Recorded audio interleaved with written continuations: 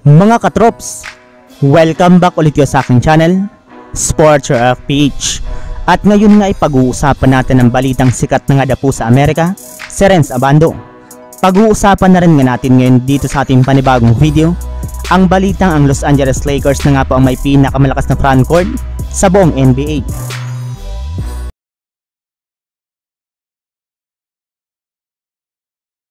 Katulad nga po ng napag-usapan natin mga katrops, ilang beses na nga pong na-feature si Renz Abando sa ilang mga media sites na nakabase sa Amerika, at ito nga po ay dahil sa maganda niyang ipinakitang laro ngayong 2023 FIBA World Cup bilang parte ng Gilas Pilipinas.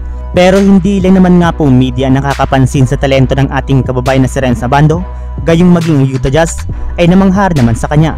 Sa katunayan, sa halos lahat nga po na ipinapalabas na highlight plays ni Jordan Clarkson ngayong 2023 FIBA World Cup ay parati nga po nakakasama dito si Renz Abando, kaya hindi nga po naiwasan pa ng mga fans ng Jazz na mapansin at i-share ito.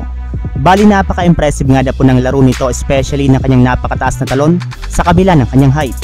Kaya dyan pala nga po mga katrops, ay mukhang tunay nga po talaga na umiingay ngayon sa ibang mga bansa ang pangalan ni Renz Abando nang dahil lamang sa limitado niyang paglalaro sa Gilas Pilipinas ngayong FIBA World Cup. Habang dumako naman tayo sa ating sunod na pag-uusapan, sa balitang ang Los Angeles Lakers na nga po ang may pinakamalakas na frontcourt sa buong NBA.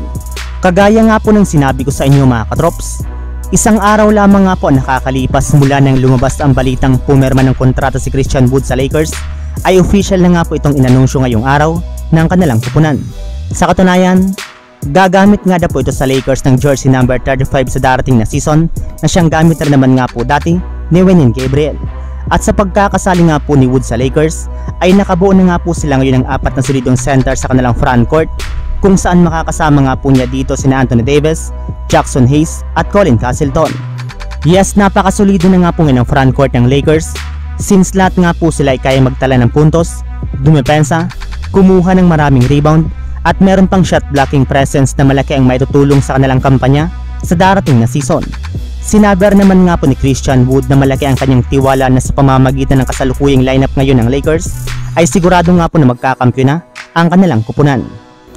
So yun lang mga katrops, ang handog kong story ngayong araw.